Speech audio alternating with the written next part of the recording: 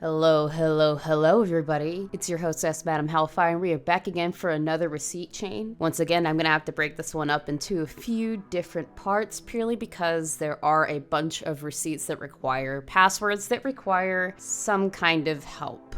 So we're gonna start with DPGs 1 through 4, and then we'll break up the rest of them into different parts depending upon how much help we need. Let's go ahead and start with DPG01. Came out August 5th, 1995 from employee number 26, and it says, "We got a strange hit on the message board last night. Looks like Mr. Dominic needs some comfort food." Now, we have not had the pleasure of serving Mr. Dominic yet. No one really has for quite some time. He's rather aloof customer. Not sure if this is the same Mr. Dominic on file, but the order seems to match. Rough, sharp nails, rose-colored glasses. Seems he'll be coming in around 1 or 2 o'clock. Could come in at 5, but if that were the case, I'm sure we would have seen him by now. Late nights ahead, in and around the Lone Star area, going to start looking around Birds River, moving in towards Violet City, assuming Mr. Dominic has come in via an airport. Might need to keep an ear to the ground on this one. Seeing our customer goes by Mr., I think I can manage this one on my own. Plus, seems like we have some time to get this order served, so I won't rush it. It'd be a great chance to get to learn more about this little buddy before he's gone again. If possible, I'll try and bring him over for a cup of coffee. Worst case,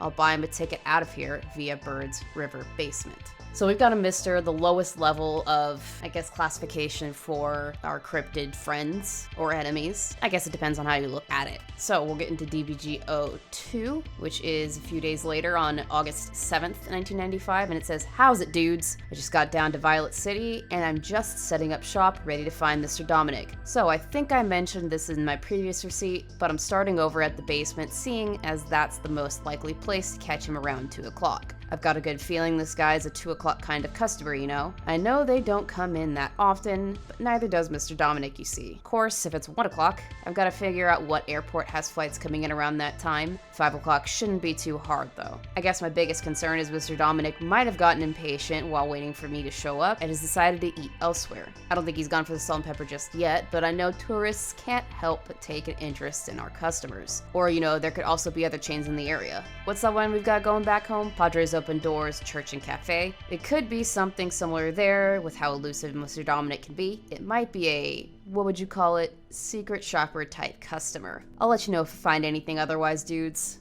Looks like this one is wanted by multiple different organizations, and our buddy number 26 here is trying to figure out where exactly he'd be. Next, we've got number 3, which is the next day, and it says, "Well, and here I thought this was going to be an easy one, huh? This place is swarming with friends eager to catch up. I've seen Joliet, Ramoski, and S-Tire, and I'm pretty sure I'd caught a glimpse of what's-her-name 5? I'm guessing she's a leader among them based on rank, but I could also be mistaken, and this is a whole quagmire on its own. L's pretty high, though, if that's the case." Well, high for Mr. Dominic. That's what, 12th Division?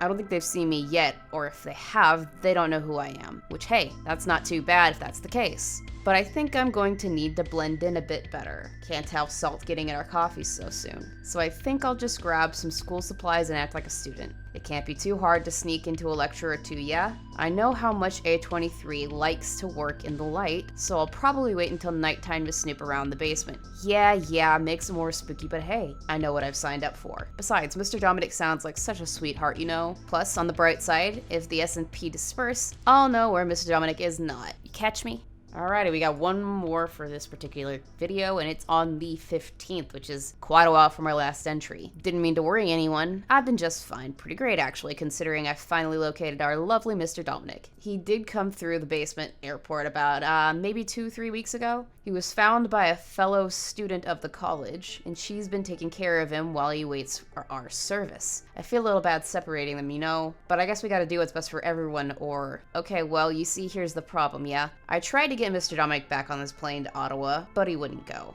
And I don't mean he wouldn't board, I mean it wouldn't let him board. Which, that's strange, yeah? I think I know what the problem is, but also, with all the traffic yesterday, things have gotten very salted very fast. Might have even gotten pepper mixed in, too. So it's gotta be a now or never flight, I think. Worst case, I'll bring Mr. Dominic back with me to the cafe and have 71 take a look at him and see what he thinks. Unless you all think it's a bad idea with Mrs. Umbra lurking around. Let me know soon. I'm gonna give it one more try tonight. So it looks like this started out to be something pretty easy, and then 26 found Mr. Dominic, and Salt and Pepper people got involved. That's not very good for them. I'm very curious to see where this goes, and I'm sure it's going to be kind of a hairy one since there are 11 receipts in this particular receipt chain, which is quite a lot. I'm excited to see where it goes, and I'll see you in the next one. Sweet nightmares.